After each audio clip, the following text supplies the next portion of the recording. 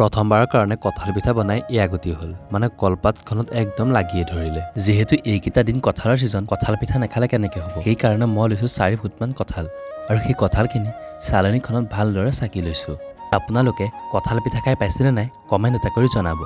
চাকিলা কঁঠালৰ ৰসখিনিত এতিয়া আটা অলপ দি অলপমান টান কৰি লৈছো আৰু পিঠাটো বনাবৰ কাৰণে যেহেতু কলপাত লাগিব সেই কাৰণে কলপাত এখনো কাটি আনিলো আৰু কলপাতখন ভালদৰে ধুই লৈ সৰু সৰুকৈ কাটি ললো আৰু এতিয়া সেইখিনি কলপাতখনত দি কলপাতখন বেকা কৰি তাৱাখনত দি দিলো যেহেতু এবাৰ প্ৰথম বনাইছো সেই কাৰণে ভালদৰে হোৱা নাই বাৰু যি কি নহওক যি পাৰিছো তাকে আপোনালোকক দেখুৱাইছো আৰু পিঠাটো তাৱাখনৰ পৰা নমাই দেখো পিঠাটো নেৰুৱা হ'ল মানে পানীটো অলপ খৰ হ'ল আৰু মই নোৱাৰি বাকিখিনি মাকে দায়িত্ব দিলো আৰু চাওকচোন মায়ে বনাওঁতে কি ধুনীয়া হৈছে বাৰু আজিলে ভিডিঅ'টো ইয়াতে সামৰিছো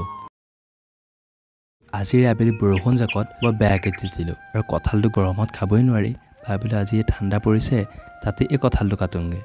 আৰু কঁঠালটো কাটাৰ আগতে এইপিনে হাতত অলপমান তেল ঘঁহি লৈছো কাৰণ কঁঠালৰ আঠাটো গম পাই কেনেকুৱা একদম লাগি ধৰিব আৰু তাৰ পিছত কঁঠালটো হাতেৰে খটিয়ে ফালি দিলো আৰু আমাৰ মানে কঁঠালৰ ফুটবিলাক বৰ ডাঙৰ সেইটো কাৰণে খাবলৈ অকমান অসুবিধা হয় বাৰু বছৰেকৰ ফল বুলি খাবতো লাগিবই কিন্তু মই কঁঠাল খোৱা নাই এই কঁঠালতে লাগি থকা এইপিনে এয়াহে খাইছো আৰু কঁঠালটো এনেদৰে ফালি দিওঁতে কি ধুনীয়া লাগিছে দেখি আৰু বাহিৰত এতিয়ালৈকে বৰষুণ দি আছে আৰু মই ভিতৰত কঁঠাল ফালি বহি আছো আৰু এইপিনে পোৱালিটোকো মাতিলো বাৰু আজিলে ভিডিঅ'টো ইয়াতে সামৰিছো